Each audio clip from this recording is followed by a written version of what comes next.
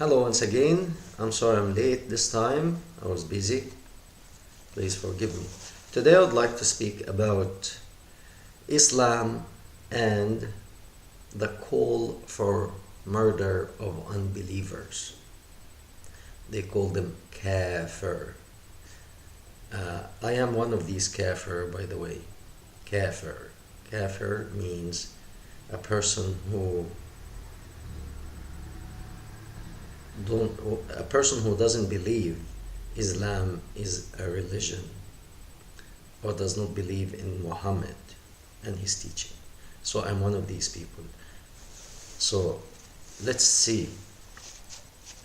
Especially if you speak Arabic and you search on YouTube, you'll find many Muslim clerks talking,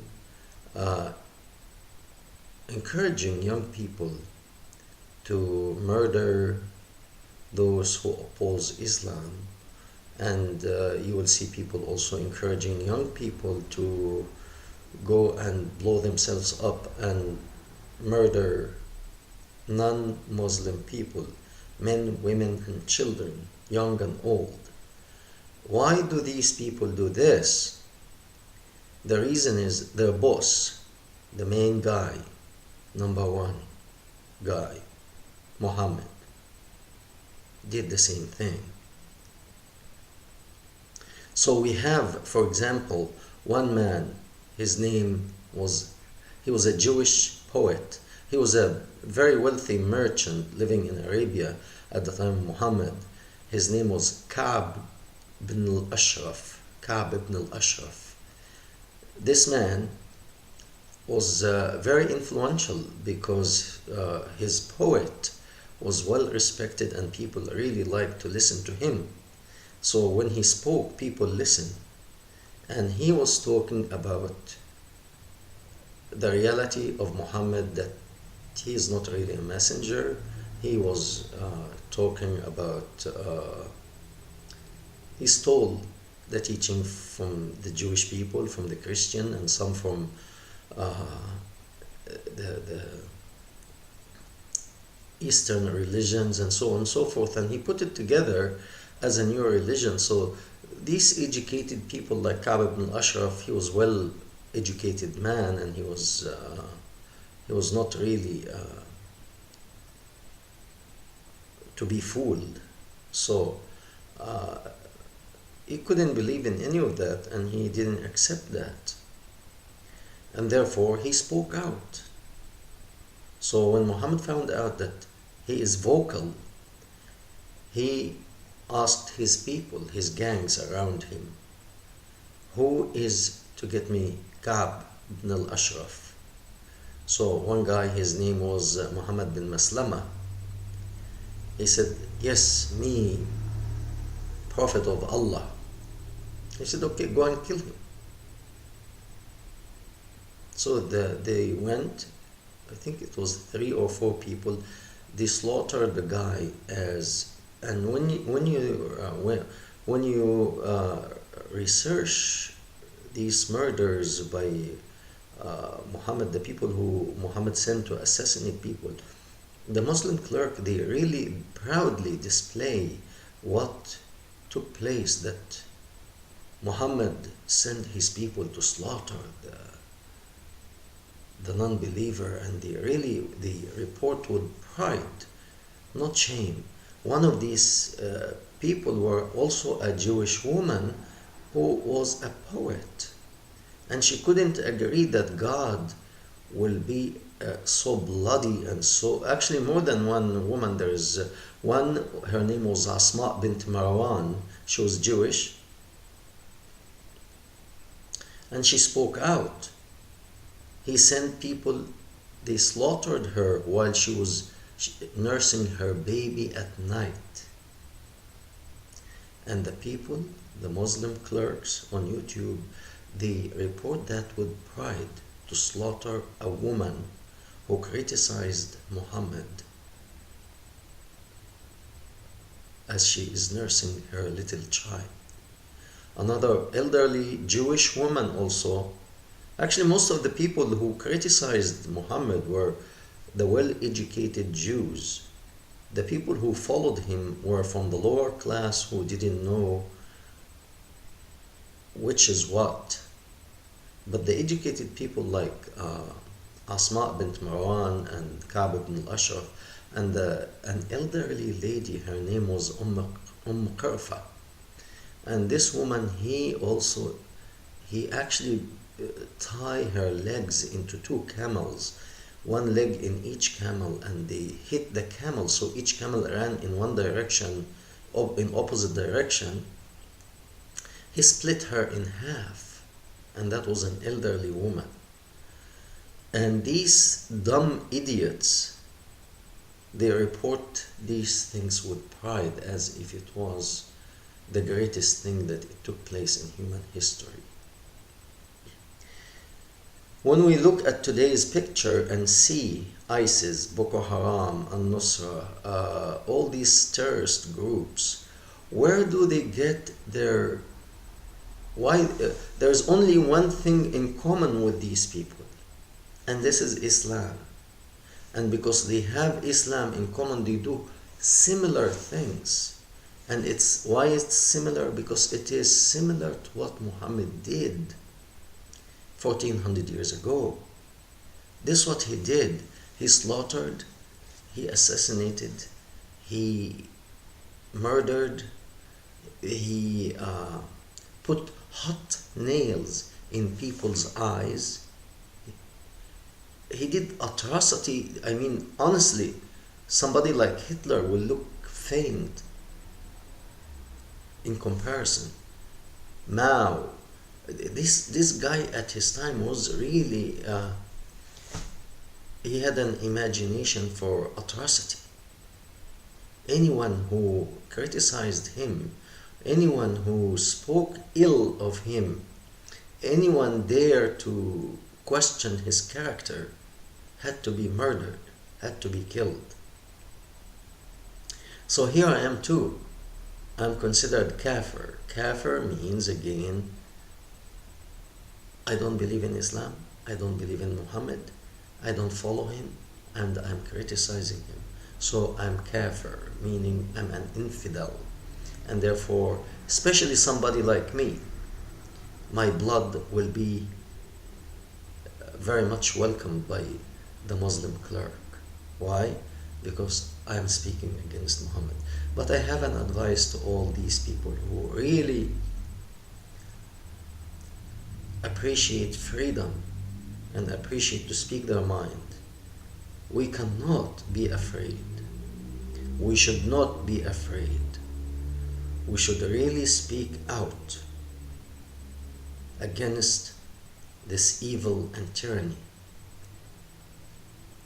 Even if we die,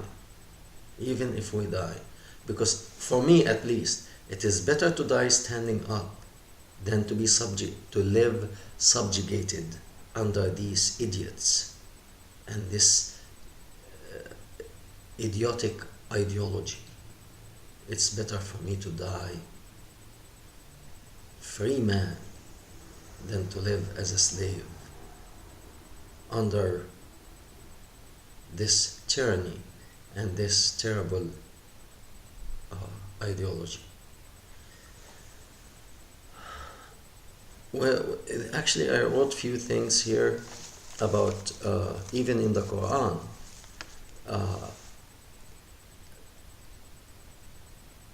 When we read the fourth chapter, 494, it's called the Nisa, the women. When we read this verse, it might not be so clear, but when I read the explanation of the Muslim scholar, this is like, it's either you become Muslim. Muhammad was talking to the people of his time. It's either you become Muslim or the sword. If you become Muslim, then you will save your blood inside your body. You don't, you will be slaughtered. And there is also hadith Muhammad himself said, I have a command from God to fight people, not in self-defense, to fight the people until they testify there is no God but Allah. Because the Jews and the Christian in Arabia, they used to believe until now that there is God. They believe in the existence of God. But that was not sufficient for Muhammad. They have to declare that God exists and Muhammad is his messenger. Then, and only then. So if you won't say only God exists, no, you are still an infidel. You have to say Muhammad is his messenger. So if you are a Christian and you say, yeah, I believe there is no God, there is only one God, no, that's not enough. You have to say, you have to testify that Muhammad is his messenger. And then at this moment only, then you will be safe from my sword. It says it clearly.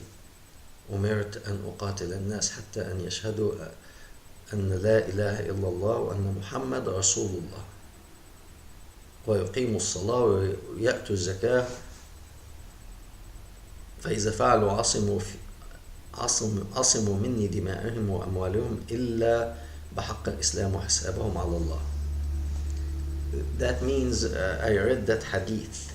That means God commanded Muhammad to attack and fight people until they testify that there is no God but Allah and Muhammad is his messenger. And then they have to follow the type of prayer Muhammad, and they have to give zakat. Zakat is they have to give a portion of their money, of their earning, to Muhammad.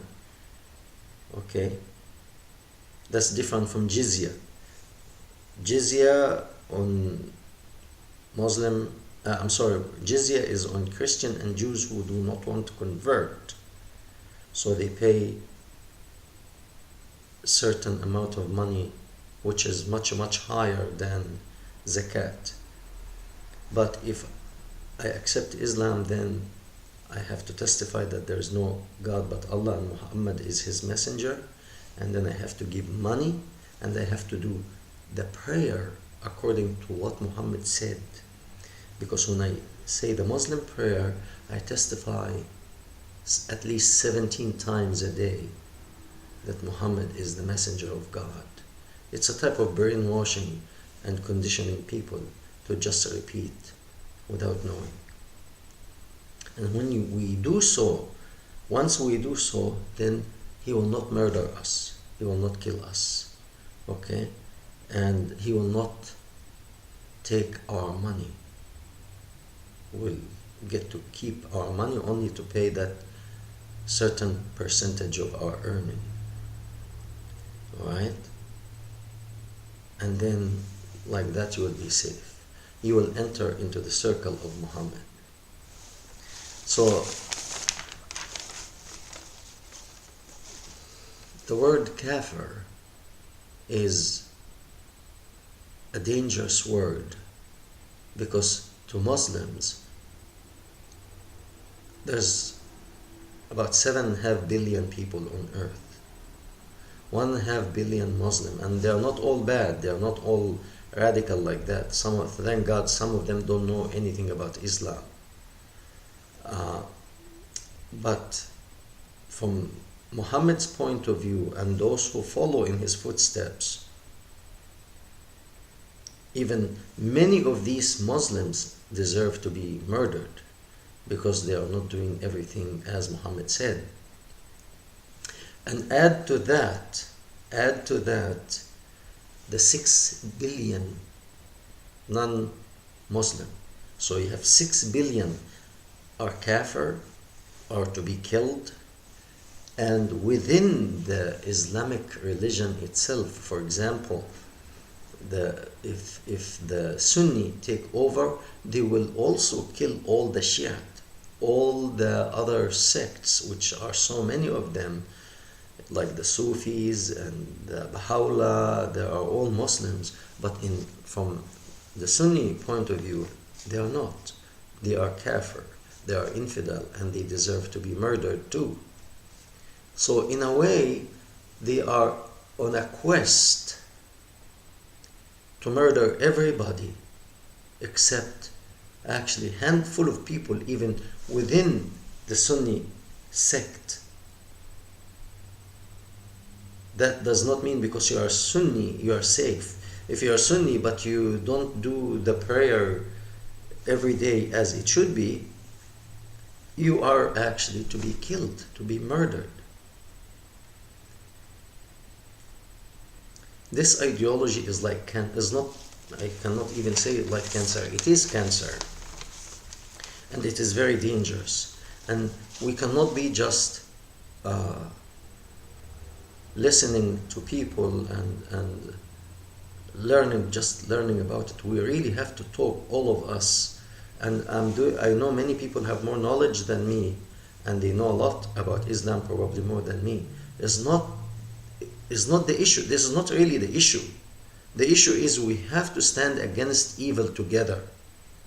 So I encourage everybody to speak out, to fight this evil. And we're not fighting them with sword and killing them, murdering them like they are doing. We're standing together to destroy satanic and evil ideology. Thank you very much. God bless you. See you soon.